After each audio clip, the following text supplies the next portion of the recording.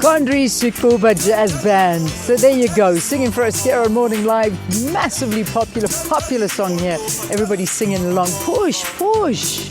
Let's push that broken car. Okay, well hopefully let's not push this broken province, because this province is a growing province. It really is. I mean, you cannot get away from the fact that so much has happened in the province of Gauteng since the 20 years of democracy. I mean, when you look around, you look at the Ria Vaya, you look at the Gautrain, you look at the highways, you look at so much that has come into Gauteng, but there is still a lot, obviously, that needs to be done. Joining us still from our previous hour, thank you for staying with us, the Premier of Gauteng, Mokonyane. We spoke about drugs, we spoke about crime here in the province.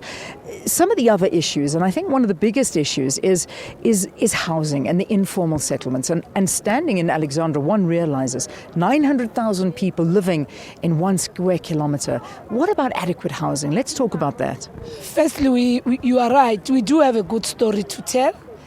We have built more than 900,000 houses in Gauteng. We are now going towards 1 million houses that have been built. We have formalized more than 67 informal settlements.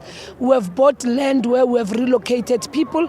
Like if you remember, Diepsloot proper is there because of the relocation of people from Tukskei to Diepsloot. Bramfisher in Dobsonville was also developed for that. And there are many other good stories to tell. We never had Cosmo City before. We never had Lufereni. We never had Danville. And the good story about human settlement in Gauteng is that we have both black and white residing together in Mogale, in Chief Mogale, in Kagiso. You've got a similar experience in Danville and in many other areas. However, because of it being a highly urbanized province, the issue of in-migration continues to be a bothering issue, as well as the ownership of land by the private sector.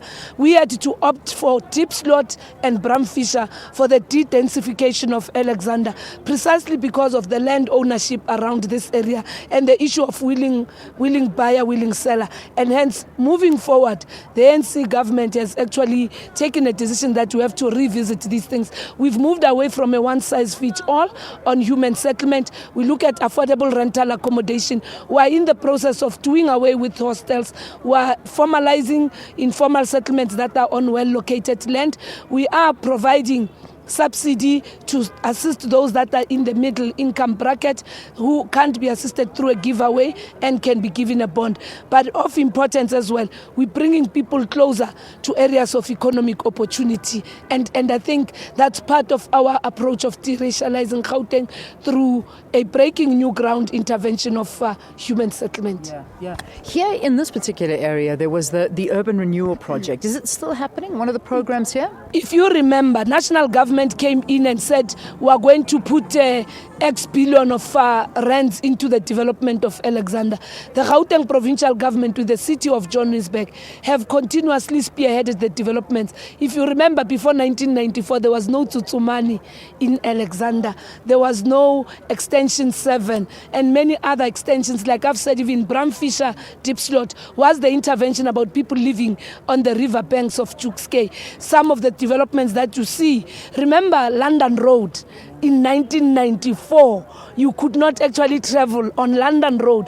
We had to de-densify the area and build new road infrastructure. We have upgraded and we're continuing to upgrade electricity, energy. And what is good about the story of Gauteng is that 98% of the residents of Gauteng have access to piped water. 79% of residents of Gauteng live on a formal dwelling. And this is actually high above any other province. Our informal settlements are highly densified. They are not sprawled, and we have higher densities. Remember the story of Soweto before 1994. We have integrated public transport that moves from our townships into institutions of higher learning, into health institutions. Our public transport intervention is linking Gautrain with the BRT, with PATCO, the taxi rank. Park Station is one of those best examples. The education system has greatly improved. So Gauteng has a good story. However, what we also accept is that together with National, we took time on intervening on urban development, and hence in the NDP, together with national government, Gauteng is leading on developing an urban development management framework for South Africa, so that then finally, when we look at the implementation of the NDP, we know that we must respond differently on Gauteng, on eThekwini and Cape Town. But for us as a province, we need that integrated kind of intervention. And lastly, Leanne, we also are dealing with soft issues in this community, in this province, of social inclusion, of skills development, youth development, and creating economic opportunities.